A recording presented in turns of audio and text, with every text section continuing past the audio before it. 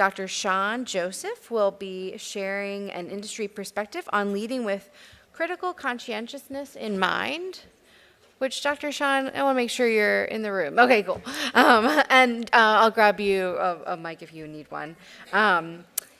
He'll be presenting 3 key life lessons as a pathway to achieving better life outcomes. What a great follow-up to our keynote. Welcome, Dr. Joseph. Oh, good morning, everybody. Good to see you all. So I have had some hard jobs in my life.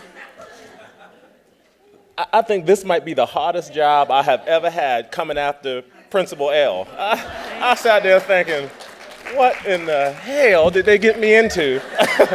Now, mind you, I only have 15 minutes, that's the good news. But whoo, the stress. Good brother.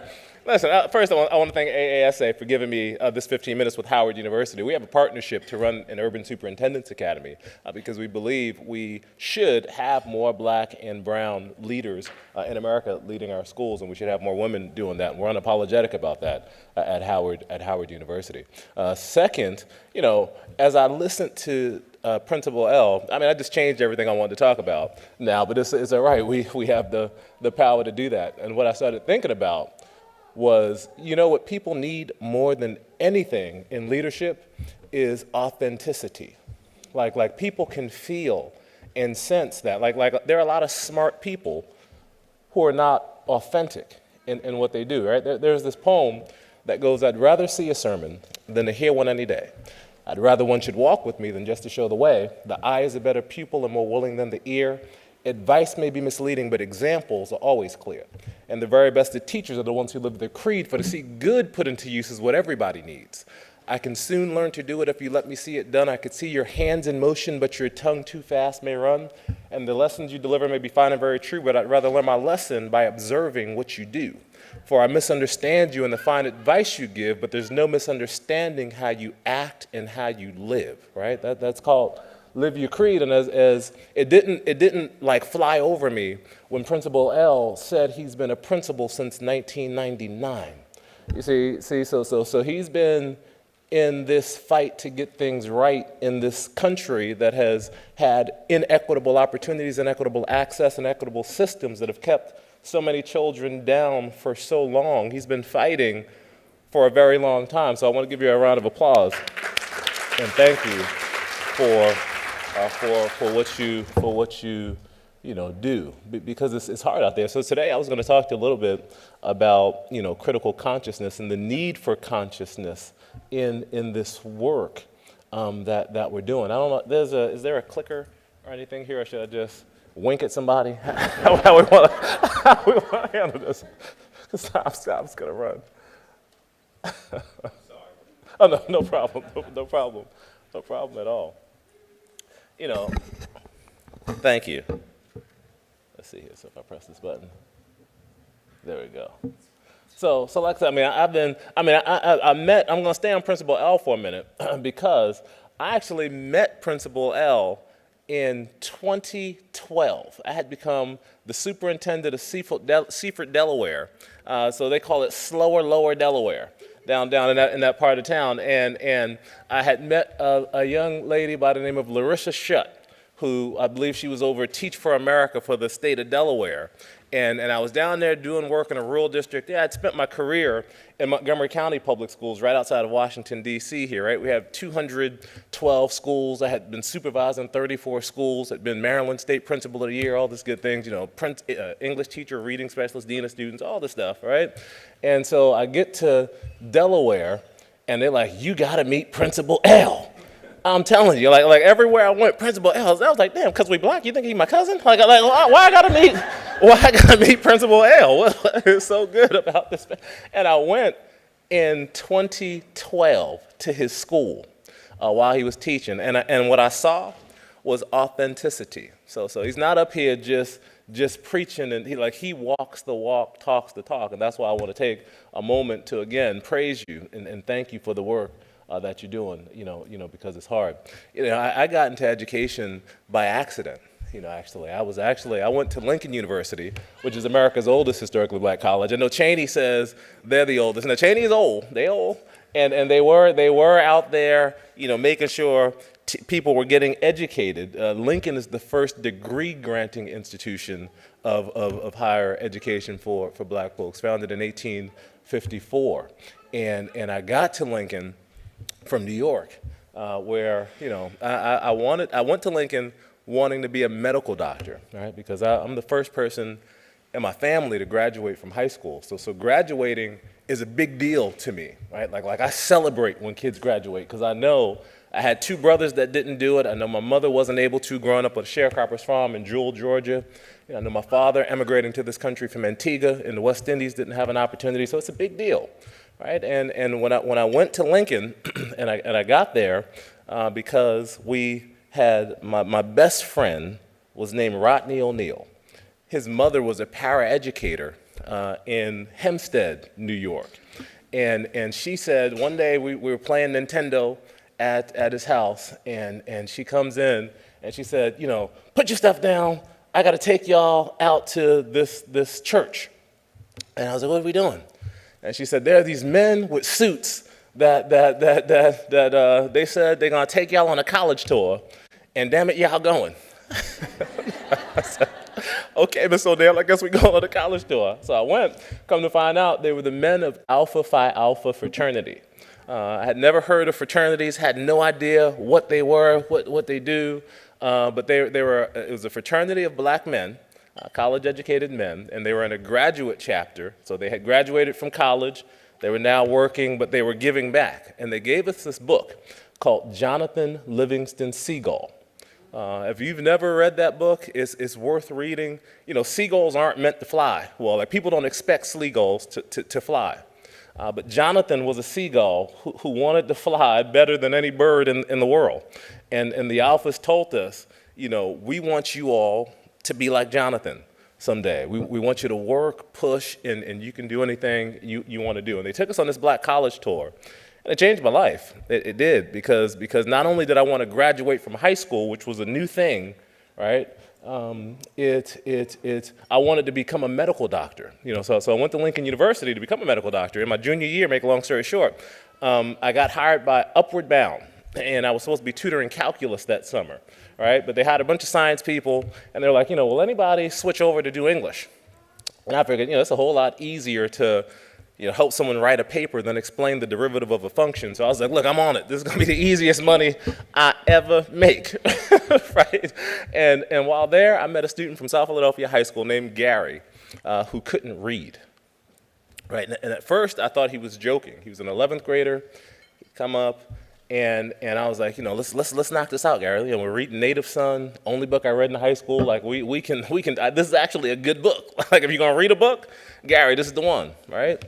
And he struggled. Like, at first I thought he was joking, and I realized he wasn't joking. And I remember going to Herschel Bailey, who was the head of Upward Bound that summer, and I said, I thought Gary was joking with me, but I pulled the book out, I read a paragraph, I asked him to read a paragraph, and he struggled. At first I thought he was playing, but he wasn't playing.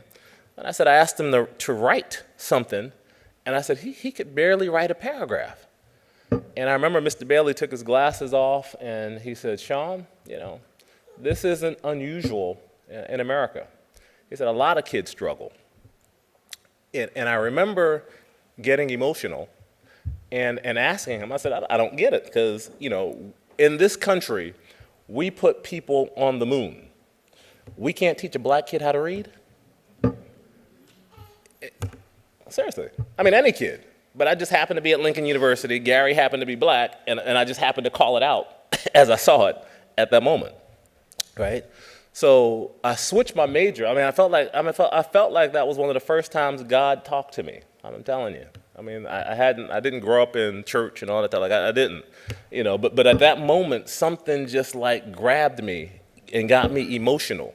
And like Principal L said, I called my mother because, you see, I told her I was going to go to Lincoln, I was going to become a medical doctor, because the only black doctor I ever saw in life was Cliff Huxtable from The Cosby Show. Like that's the black male doctor I understood growing up.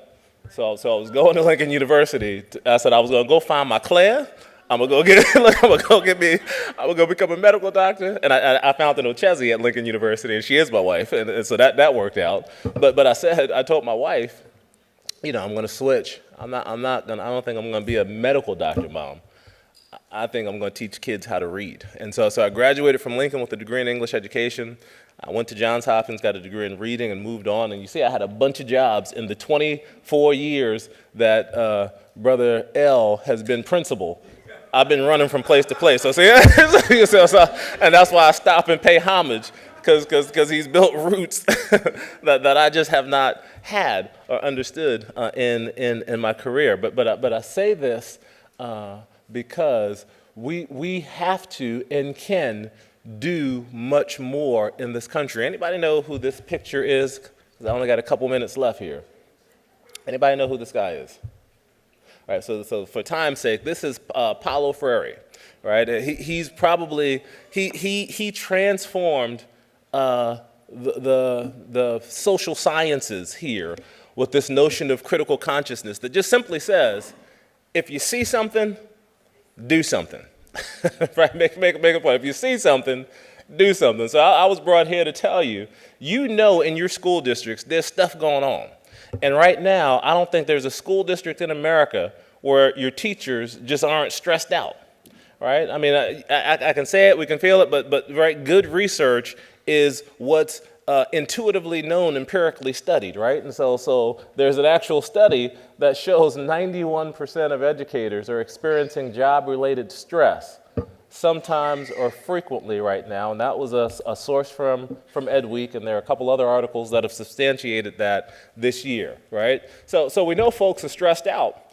So the big question is, what are you doing about it, right? Because if you see something, if you know something, then if you're conscious, you'd be doing something about it, right? So if you're a principal here, or if you're a school level administrator here, or you're a principal leader here right now in your school system, folks are stressed out.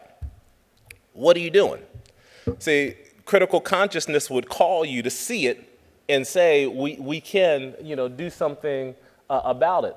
And what I just wanted to remind you of and say that there are things you can do. Step one, I'd recommend that you determine how to measure stress in your work environment. Like, it's one thing to feel like people are stressed, it's another thing to quantify it and know people are stressed, and then say, okay, we've got the evidence. Because to move, what I know from being a principal, a superintendent in 2 districts, and now supporting superintendents around the country, is that you've got to be able to focus on focus, right? The challenge most districts have in America is the inability to focus. And the reason you can't focus more often than not is because you don't know how to take kind of some data, publicize it, prioritize it, and get people around it so you can fund it and actually do something with it, right? So you should be figuring out what type of data can you capture to quantify the fact that we've got a problem. And again, if we see something, we got to do something. So if we got a problem, what are we going to do about it, right? So there are lots of companies and things that do things for stress. I mean, I know one, Bounce Back, that's pretty good, that'll give a measure of just, are people stressed, and then like teach yoga and other types of things to help regulate it. But you got to figure out how can you determine how stressed people are. Focus groups could get you that if you just wanted to do it systemically without anything too difficult, right? Collaborate. All of you have healthcare providers, and your healthcare providers could be a great resource for you at this moment. If you went to them and said, look, our people are stressed out, what can you give us for free? Because we spend a lot of money with you anyway. We don't want to spend no more money. And quite frankly, there is research that shows that many people don't know how to access their employee assistance right now. So within your districts, how do you make sure your employee assistance, they have the number, they know how to use it, and you encourage them? If you feel stressed out, do something, because broken adults can't help children, right? Broken adults, the adults that are stressed out and weary, don't have what it takes sometimes to actually help your children move forward. You can encourage stress-reducing activities and focus on addressing mindsets and staff employees through intentional support and training. I would argue right now, and I'm going to close with mindset matters, and you've got to intentionally help your staff be encouraged, uplifted, and motivated to come to work every day, because everybody ain't coming to work for 24 years like Brother L has, working in very hard environments. Like you've got to help them be able to do that. And then incorporate stress-reducing strategies to meet in all meetings to intentionally model this importance for employees. You know, I wrote a book called Finding the Joseph Within to just kind of help people through motivation. And because we're running out of time, I won't stay on it. But 3 lessons that you can take away from that are: 1, challenges are meant to be in your life to give you wisdom and help you grow. 2, be intentional about building relationships because you never know who's going to help you. And 3, if you focus on your mission, you'll always have a job, and if you focus on your job, you just might miss your mission. So stay focused on that work. And just to conclude, I think it's just important, you know, your mindset's going to help you live a purposeful life. And when you know your purpose, you act differently. And I'm just going to take 2 minutes of privilege, if I can, just to show. Well, I guess not, because the video won't show up. Well, there's a great video that I was going to show you that focused on mindset there. I'll make sure they get it to you to send it forward. But God bless. We'll be on time. Thank you.